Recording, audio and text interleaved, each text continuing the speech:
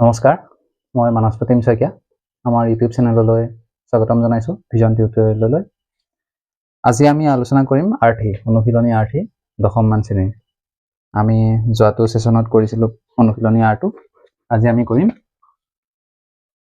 অনুশীলনী আৰ্থি।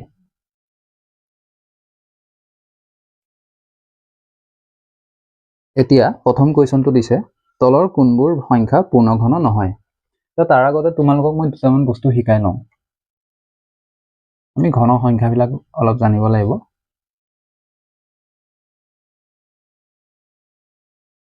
একৰ ঘন আমি জানো 1, 2ৰ ঘন 8, 3ৰ হ'ব 27, 4ৰ হ'ব 64, 5ৰ হয় 125, 6ৰ হ'ব 216। এতিয়া ইয়াৰ পৰা কিছুমান বস্তু জানি লোৱা। প্ৰথম কুৱেশ্যনটো যিহেতু কৈছে কোনবোৰ সংখ্যা পূৰ্ণঘন নহয়, তো তাৰ কাৰণে এটা ডাঙৰ সংখ্যা থাকিব 3757, তাৰপিছত দিছে এটা 3375, এনেকৈ সংখ্যাবোৰ আছে। এই সংখ্যাবোৰ আমি দেখিয়ে যাতে বেছি কষ্ট নকৰাকৈ পুতুককৈ ক'ব পাৰোঁ, কাৰণ এইবিলাক আহিব MCQ। গতিকে 1 মাৰ্কৰ কাৰণে আমি ঢেৰ সময় নষ্ট কৰি লাভ নাই। তো তাৰ কাৰণে আমি কিছুমান মেথড জানিব লাগিব। ইয়াত চোৱা, এককৰ ঘৰত কি ওলাইছে 1, ইয়াত এককৰ ঘৰত কি ওলাইছে 8। এতিয়া এই সংখ্যাটোত চাম আমি, এই দুটা সংখ্যা আছিল 2 আৰু 7। এই দুটা যদি আমি যোগ কৰোঁ 7 2 কিমান হ'ব 9। এই সংখ্যাটো আমি যোগ কৰিম 6 4 কিমান হয় 10।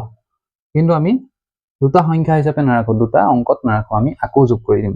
1 যোগ 0 কিমান হ'ব 1।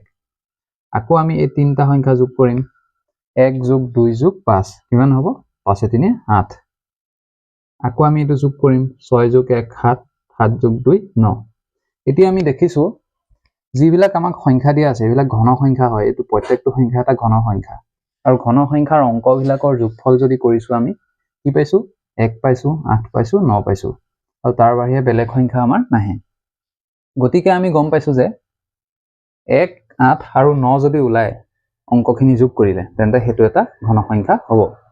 এতিয়া আমি এই অংকটোত চাম 3 যোগ 7 যোগ 5 যোগ 7, 7 3 কিমান 10, এইফালে 10 5 কিমান হ'ব 15, আৰু 15 7 22। এতিয়া আকৌ আমি দেখিছোঁ এই দুটা অংক হৈ আছে, আকৌ আমি কৰিম 2 যোগ 2 4, কিন্তু আমি জানো 4টো দেখিছিলোঁ ইয়াত নাই, গতিকে এইটো কি হ'ব 3757 পূৰ্ণঘন নহয়। বুজি পাইছা? আমি নেক্সট কুৱেশ্যনটো চাইছোঁ 3 যোগ 3 যোগ 7 যোগ 5, 7 3 10, 10 5 15, 15 যোগ 3 18। আকৌ আমি দেখিছোঁ দুটা অংক হৈ আছে, গতিকে আমি আকৌ যোগ কৰিম 8 যোগ 1 হ'ব 9।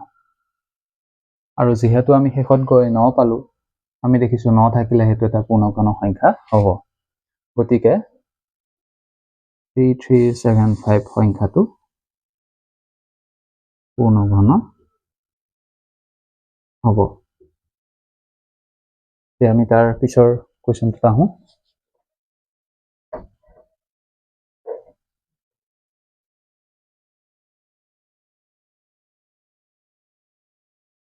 তিন নম্বৰটো আছে 3332। এইকেইটাও আমি যোগ কৰিম 3 যোগ 3 6, 6 যোগ 3 9, 9 যোগ 2 11।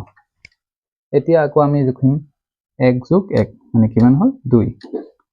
এতিয়া আমি দেখিছোঁ 2টো আমাৰ ইয়াত নাই, গতিকে এইটো কি হ'ব পূৰ্ণঘন নহয়।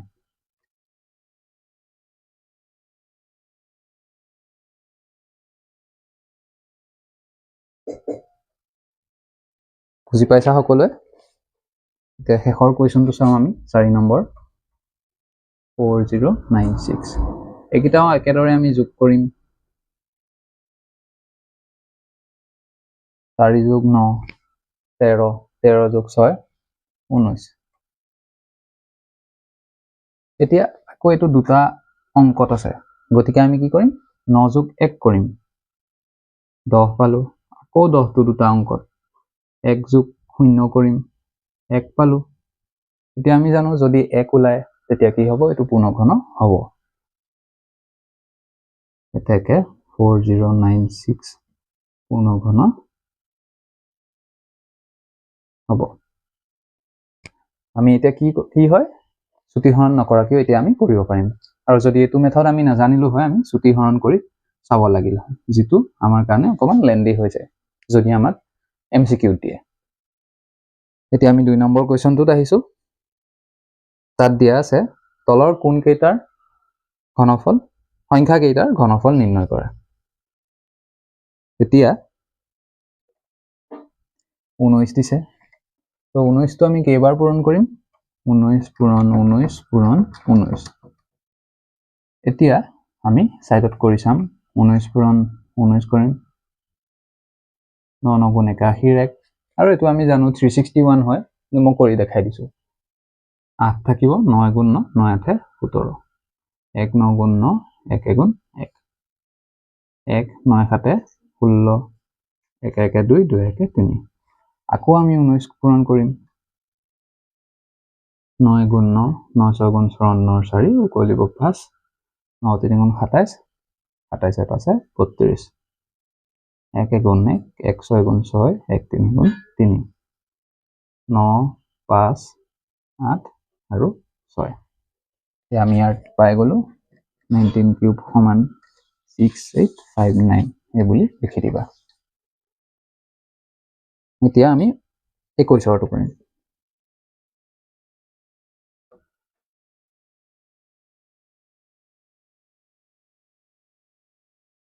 21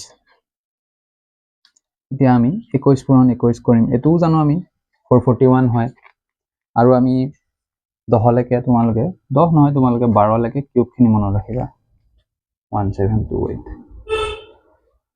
এতিয়া 21 21 গুণ আমি 441 জানো হলো কৰি দেখাইছো 2 গুণ 2 2 গুণ 4 ইয়াৰ লগত আকৌ আমি কৰিম 21 পূৰণ 1 গুণ 1 4 গুণ 4 1 4 গুণ 4 2 গুণ 2 2 4 গুণ 8 2 4 গুণ 8 1 6 2 9 এটাকে কি পালো 21 কিউব সমান এতিয়া আমাৰ অলপ টেকনিক্যাল ইস্যু হৈছিলে 21 কিউব সমান কি পাইছিল আমি 9261 এতিয়া আমি পৰৱৰ্তী কোৱেশ্চনটোত আহিছো এতিয়া আছে আমাৰ 23 আমি 23 ৰো জানো 529 হয় আকৌ আমি কৰিছো 3 3 গুণ 9 3 2 গুণ 6 2 3 গুণ 6 2 2 গুণ 4 6 12 এটো 5 আহিব একো কলে আকৌ আমি টেস্ট কৰিম 3 9 গুণ 27 ৰ 7 উকলিলে 2 3 2 গুণ 6 7 8 আৰু 3 5 গুণ 15 2 9 গুণ 18 ৰ 8 উকলিলে 1 2 গুণ 4 4 1 5 2 5 গুণ 10 8 8 16 উকলিলে 1 5 5 10 1 11 1 1 2 আৰু এটা আহিব 1 আমি কিমান পালোগে 12167 এতিয়া 4 নম্বৰটো আছে 27 ইয়াকো আমি কৰিম 27 পূৰণ 27 7 7 গুণ 9 50 9 ইকুৱেল 4 7 2 গুণ 14 14 4 18 2 7 গুণ 14 4 ইকুৱেল 1 2 গুণ 4 4 1 5 9 8 4 12 2 ইকুৱেল 1 5 1 6 6 1 7 আকৌ আমি কাৰ লগত পূৰণ কৰিম 27 ৰ লগত 7 9 গুণ 63 3 উকলিব আমাৰ 6 7 2 গুণ 14 14 6 20 ৰ 0 উকলিব 2 7 7 গুণ 9 50 50 51 2 9 গুণ 18 ৰ 8 উকলিব 1 2 গুণ 4 4 1 5 2 7 গুণ 14 তোমালোকে যোগ বিলাক বা পূৰণ বিলাক ভালকে কৰিবা 3 8 5 1 6 5 4 9 আৰু 1 এতিয়া আমি 27 ৰ কিউব পালো 19683 আমি 3 নম্বৰ কোৱেশ্চন আৰম্ভ কৰিম 3 নম্বৰ কোৱেশ্চনত আছে তলৰ প্ৰতিটো সংখ্যাৰ ঘনৰ একক স্থানটো কি হ'ব এতিয়া অথনি আমি লিখিছিলো যে 1 ৰ কিউব 1 2ৰ কিউব 8, 3ৰ কিউব 27, 4ৰ কিউব 64, 5ৰ কিউব 125, 6ৰ হ'ল 216, 7ৰ আছিল 343, 8ৰ আছিল 512, 9ৰ আছিল 729 আৰু 10ৰ কাৰণে আমি জানো 1000। এতিয়া চোৱা কোন থাকিলে এককৰ ঘৰত কি আহে। 1 যদি থাকে এককৰ ঘৰ এইটো, 1 থাকিলে এককৰ ঘৰত 1 আহিছে আৰু এককৰ ঘৰত 1 কেতিয়া আহিব আৰু আমাৰ অহা নাই। তো এটাই হৈছে আমাৰ এককৰ 1 কিউব কৰিলে 1 আহে, 2ৰ কৰিলে কি আহিব 8 আৰু এইটো চোৱা 8ৰ কৰিলে 2 আহে, গতিকে আমি তাক উল্টাকেও লিখিব পাৰোঁ, 2ৰ কৰিলে 8 আহে, 8ৰ কৰিলে 2 আহে। একেদৰে 3ৰ কৰিলে 7 আহিব আৰু 7ৰ কৰিলে 3 আহে, এইটো চোৱা হয়। তো বাকীখিনি নিজৰ কাৰণে নিজেই আহে, 4ৰ কাৰণে 4 আহিব, 5ৰ কাৰণে 5 আহিব, 6ৰ কাৰণে 6 আহিব আৰু 7টো আমি লিখিলোঁ 8 লিখিলোঁ, এতিয়া 9ৰ কাৰণে 9 আহে। এইখিনি আমি যদি মনত ৰাখোঁ আমাৰ কুৱেশ্যনটো কৰিবলৈ সহজ হ'ব।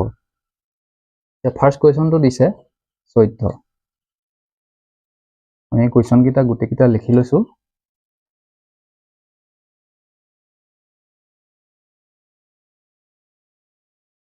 এতিয়া চোৱা 14 আছে, ইয়াৰ এককৰ ঘৰত কোন আছে 4 আৰু 4 থাকিলে এককৰ ঘৰত ঘন কোন আহে 4, হয়, একো ভাবিব নালাগে তেতিয়া আমি। তাৰপিছতোত চোৱা 8 আছে আৰু আমি দেখিছোঁ 8 থাকিলে সদায় এককৰ ঘৰত কোন আহিব 2, ইয়াৰ এনচাৰ হ'ব 2। বুজিছা তোমালোকে? তাৰপিছৰটো চোৱা 3 আছে, এককৰ ঘৰত 3 আছে, আমি পূৰণ কৰিব দৰকাৰ নাই, এনেকৈ 3 বাৰ পূৰণ নকৰোঁ আমি, হয়, আকৌ 3 বাৰ পূৰণ নকৰোঁ, আমি এইখিনি মনত ৰাখিম। 3ৰ কাৰণে কি আহিব 7। এতিয়া যিহেতু 3ৰ কাৰণে 7 আহে, 7ৰ কাৰণে কি আহিব 3 আহে, ইয়াৰ এনচাৰ হ'ব 3। আৰু আজি আমি 1ৰ পৰা 4 নম্বৰ কুৱেশ্যনলৈকে আৰম্ভ কৰিলোঁ। 5ৰ পৰা 11লৈকে আমি নেক্সট ছেশ্যনত আমি আৰম্ভ কৰিম। আৰু আমাৰ ভিডিঅ'বিলাক যদি চাই উপকৃত হৈছা আৰু যদি বুজি পাইছা তেন্তে আমাৰ চেনেলটো অলপ শ্বেয়াৰ কৰিবা আৰু বেলেগ ছাত্ৰ ছাত্ৰীও চাই যাতে আমাৰ চেনেলটো চাই উপকৃত হ'ব পাৰে তেওঁলোকলৈও তোমালোকে শ্বেয়াৰ কৰি দিবা। ঠিক আছে, ধন্যবাদ।